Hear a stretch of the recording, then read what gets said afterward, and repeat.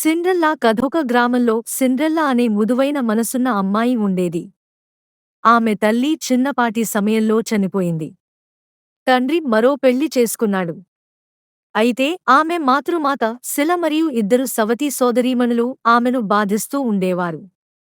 వారు తినేవి, ధరించేవి, ఆడేవి అన్నీ తమకే. సిండ్రెల్లాను మాత్రం పనిమనిషిలా చూసేవారు.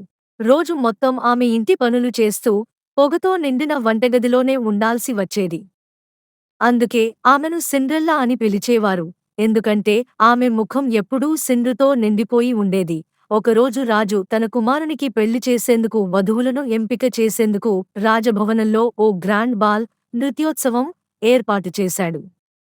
ప్రతి యువతి అందులో పాల్గొనవచ్చు అన్న ఆహ్వానం వచ్చింది. తాము మాత్రం రంగురంగుల దుస్తులు వేసుకుని రాజభవనానికి వెళ్ళిపోయారు. అయితే సిండ్రెల్లా ఏడుస్తుండగా ఆమె ముందుకు ఒక మాంత్రిక తల్లి వచ్చింది. ఆమె తన మాయతో ఓ అందమైన దుస్తులు, చక్కని పాదరక్షలు మరియు ఒక భంగిమైన రథాన్ని సృష్టించింది. కాని ఆమె హెచ్చరించింది, ఇది సాయంత్రం 12 గంటల వరకు మాత్రమే, తరువాత ఇది అంతా మాయమవుతుంది. సిండ్రెల్లా రాజభవనానికి వెళ్లి అందరినీ ఆకట్టుకుంది. యువరాజు ఆమెను చూసి ఆశ్చర్యపోయాడు. వాళ్ళు కలిసి నాట్యం చేశారు. కాని గడియారంలో 12 సమయం దరిచేరగా సిండ్రెల్లా పరుగెత్తి బయలుదేరింది.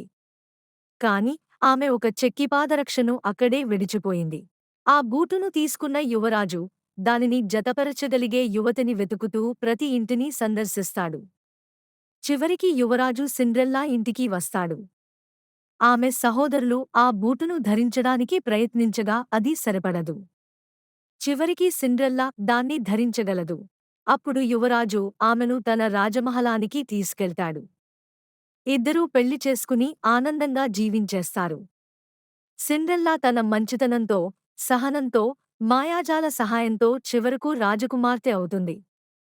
ఈ క్లైమాక్స్లో మంచితనానికి లభించే విజయాన్ని చూపిస్తారు.